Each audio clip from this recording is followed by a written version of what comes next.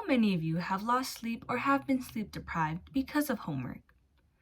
How many of you think homework can be useless at times? With those questions being answered, did you know once students start the 6th grade, that's when sleep deprivation begins due to long nights of homework? Based on this article called 7 of 10 Students Say They're Sleep Deprived, more than 90% of students are sleep deprived and about 60% of students struggle with homework, all to get that good grade for math, science, etc. This is a big problem here. School already consumes most of our lives, getting up early, spending hours or more at school, after school activities, work, and the list just goes on. After being up all day, practically all night, teachers expect us to do homework and get it done before a certain time correctly. Though many may not realize it, homework does consume most of our afternoons, while school consumes our mornings. And it sucks when your day consists of school only because then it leaves a student to be burnt out, anxious, sleep deprived, etc. In this speech, I will be talking about the effects homework has on students and if it is really necessary to give students homework after a long day of school. Ways homework affects students mentally. Homework can be a lot, most of the time, and it can take a toll on the way your brain functions. It can cause you to see things differently and sometimes give you migraines. I surveyed a couple of students I know and wanted to give their opinions on homework and how it affects them mentally. Now, moving on to my first interviewee was my brother. He is a college student at CSUN and says, sometimes homework can be a lot. I've been through so many sleepless nights, it hurts my head and causes migraines, but that's the trouble I'm willing to go through to get a good grade. Sometimes homework can be beneficial to me, like study guides, but other times teachers assign useless homework that doesn't help with the class overall. At times I do get overwhelmed and want to cry and just want to sleep forever, but unfortunately I can't. I just have to keep on pushing with my messed up, crowded brain. As you can see, students are willing to put their homework first, then their health/needs. My brother feels very overwhelmed at times and can't think clearly since his brain is full of information he can't process since he's been up since 6 in the morning. This could also go for a lot of students, including myself.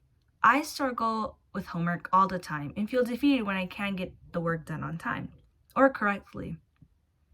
Homework can be very stressful, and when having a migraine or stomach pain due to anxiety and loss of sleep, it can be even more stressful trying to get your work done while going through something severe.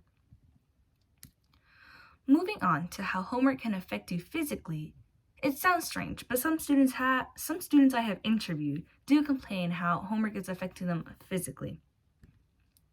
Another person I interviewed for this speech was one of my close friends, Bethany. She says homework has affected me physically. Let me explain. Since I have homework, I don't have time to go to the gym and work out. I need to put my grades first, unfortunately, even though my body does affect me, and take a toll on my mental health if I don't do homework. That also takes a toll on my mental health. I would love to work out and stay consistent almost every day, but unfortunately with school in the morning, work in the afternoon, and homework in the night, I just can't find the time most days to stay consistent with working out. Therefore, homework affects me physically. I have been in Bethany's shoes before, where I want to work out but couldn't because of homework. It really does suck. Now, optional homework. If teachers are going to give homework, I believe it should be optional most of the time. Sometimes homework can be helpful on tests, but that's why classes and assignments exist, to help us in person to pass our tests and class. Based on my experience with optional homework, I had a teacher for biology. She would give us the option if we wanted to do the homework or not. I sometimes did the homework when needed to raise my grade, but overall I passed the class with an A without having to do homework often. On a final for that class, I even got extra credit for the test because I got one wrong and didn't even do a study guide. I know not all students are like this, but my friend who also took the class with me and also didn't do the homework still passed with an A without doing any of the homework.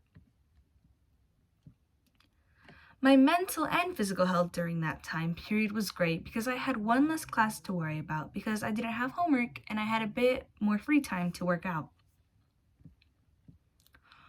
Overall, today, I talked to you about the disadvantages of homework and why it shouldn't be mandatory or given, or not even given to students because of the effects it has on students. When giving homework, I believe teachers should be more lenient about it due to dates and how much a student should get done because overall it is affecting the student if they get the work done or not the teacher. The teacher won't have an effect if the work isn't done correctly or if it's not done at all. Students have lives other than school and are young and want to do young things to keep their mental and physical health good. The more that we are able to understand students and the struggle with homework/school, the more we can raise awareness of students' mental health and see if we can make homework optional. Thank you for taking the time to listen to my speech.